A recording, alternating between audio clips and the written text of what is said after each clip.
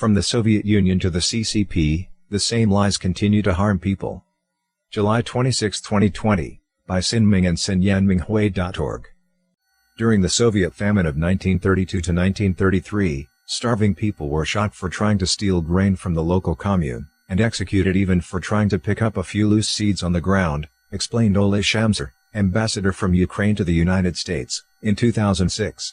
He also cited the testimony of Mikhail Onomenko, who was 11 at the time, from our village of 75 homes. By May 24, houses were empty because all the inhabitants had died. Some 30 years later, similar tragedies happened in China under the rule of the Chinese Communist Party, CCP. One report, dated November 30, 1960, and circulated to the top leadership, most likely including Mao, tells how a man named Wang Zhiyu had one of his ears chopped off, his legs tied up with wire, and a 10-kilogram stone dropped on his back before he was branded with a sizzling iron. His crime, digging up a potato, wrote Frank D. Cutter, a professor at the University of Hong Kong and author of Mao's Great Leap to Famine. D. Cutter spent several years in China between 2005 and 2009 examining hundreds of documents. He also read about a boy who stole a handful of grain in a Hunan village. A local official named Xiong Dikang forced the boy's father to bury his son alive on the spot. The father died of grief 3 weeks later. Throughout the 20th century, more than 60 million people in the Soviet Union lost their lives due to wars, starvation, and political purges. In Communist China, as many as 80 million people have died of unnatural causes. Such facts, however, were tightly guarded as top secret because the knowledge being made public could threaten their totalitarian dictatorship. Reflecting upon the lies of the Communist Party of the Soviet Union, CPSU, we can see many similarities to those told by the CCP, which is still deceiving both Chinese citizens and the international community. A case in point is the coronavirus outbreak. The CCP's cover-up has turned an epidemic into a global pandemic, killing more than 500,000 people worldwide. The following are just a few of the Communist Party's big lies. Domestic disinformation. The Soviet Union experienced 3 great famines. The first one was during the Civil War of 1921, when the CPSU collected grain, destroyed rural productivity, and dampened farmers' enthusiasm. Russia's grain output fell by half, and 5 million people starved to death. Cannibalism was seen in many areas.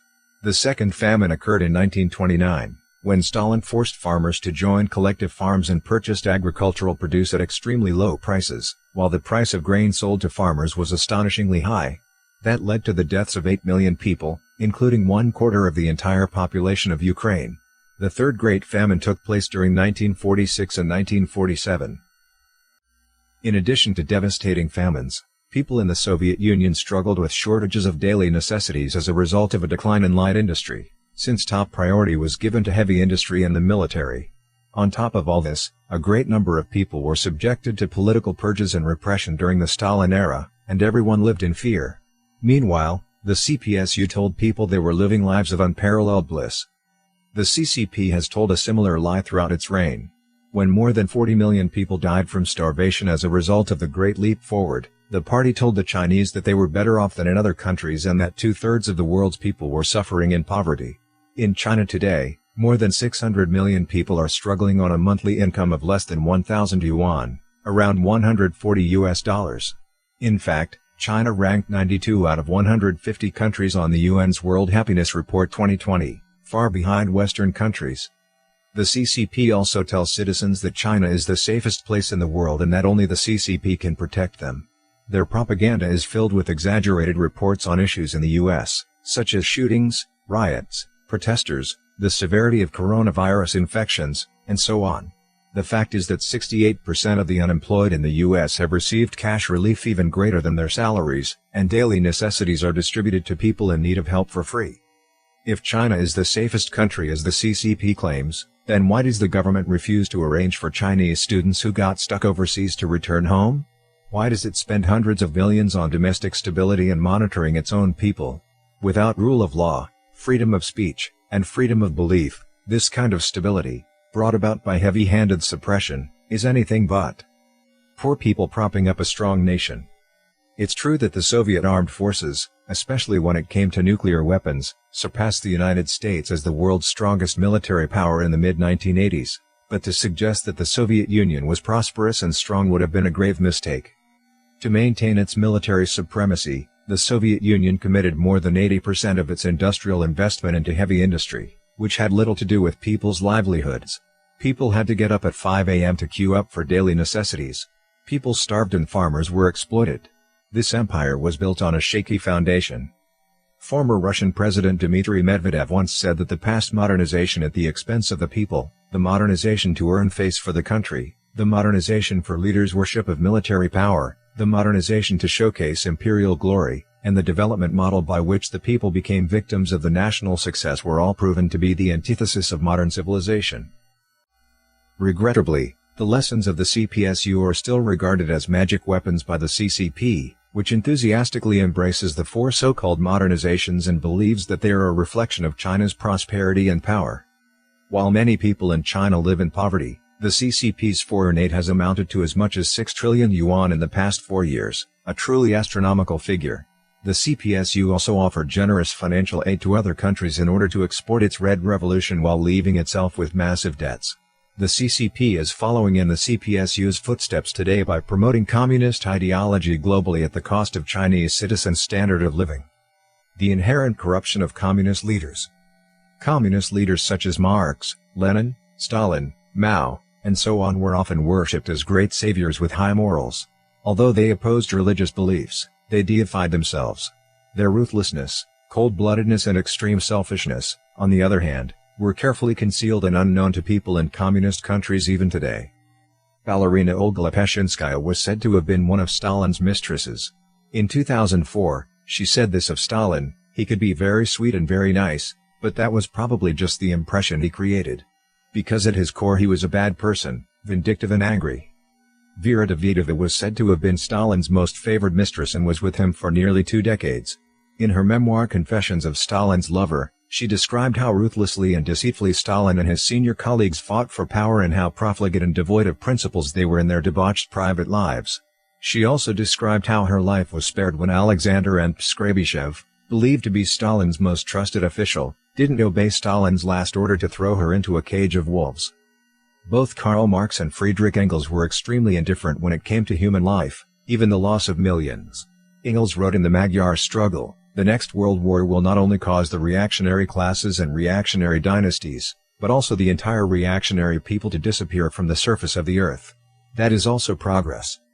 Mao Zedong, the most influential communist leader in China and hailed as the great savior of the people, in fact had his hands stained with the blood of tens of millions. He was ruthless to his comrades, ordinary people, and even his loved ones. Yang Kaihui, Mao's second wife, was captured by the Kuomintang, KMT, after Mao and his Red Army attacked Changsha. She was executed at the age of 29 after she refused to denounce Mao, leaving behind 3 young children. According to historical records, Mao had many opportunities to save her by relocating her and their children to safety before the attack. But by then he had already taken up with another beautiful young woman, He Zizhen. It was believed that Mao ignored the immediate danger facing Yang and their children because he didn't want them to interfere with his relationship with his new wife. History repeated itself as Mao dumped his third wife, He Zizhen, 10 years later. She was allegedly sent to the Soviet Union to be treated for mental illness. Mao married his fourth wife, Jiang Qing, who became very powerful during the Cultural Revolution but lost ground after Mao's death. She was tried and jailed, and she committed suicide in 1991 while on medical parole. According to Mao's personal secretary Li Ruwei, Yang described Mao as a hooligan both in politics and in private life. Zhou Enlai, Mao's right-hand man and China's premier from 1954 until his death in 1976, was largely regarded by the Chinese people as a nice premier with integrity and high moral standards. However, when what he did behind the scenes was made known, especially during the Cultural Revolution, people were in total disbelief. Zhou was personally responsible for the persecution and even deaths of some of the most senior CCP officials, as well as people close to him, to save his own skin. Take Ms. Sun Weishi for example. Ms. Sun was the daughter of a veteran CCP member, who also held a high-ranking position in the national government at the time and was a close friend of Zhou Enlai. Ms. Sun's father was captured and executed in April 1927 when she was only 5. She was later adopted by Zhou Enlai and studied in the Soviet Union. She became an accomplished artist. Mao's wife Jiang Qing, who was said to be jealous of her talent, persecuted her. To protect himself, Zhou personally signed Ms. Sun's arrest warrant. She was brutally beaten and abused and died several months later. When she died, her body was covered in bruises, her hands and feet were in shackles, and a nail had been hammered into the top of her skull. In a way, it is not surprising that those great communist leaders treated their comrades and their family members so ruthlessly and cold-bloodedly. For them and many others in the system, party nature far outweighed human nature. The CCP is still lying to the world today. After the CPSU collapsed, former Soviet Prime Minister Nikolai Ryzhkov once described how Soviet officials worked. We stole what was entrusted to our care, offered and accepted bribes. While indulging in our lies, we put medals on each other's chests. Everyone did this, from top to bottom, from bottom to top.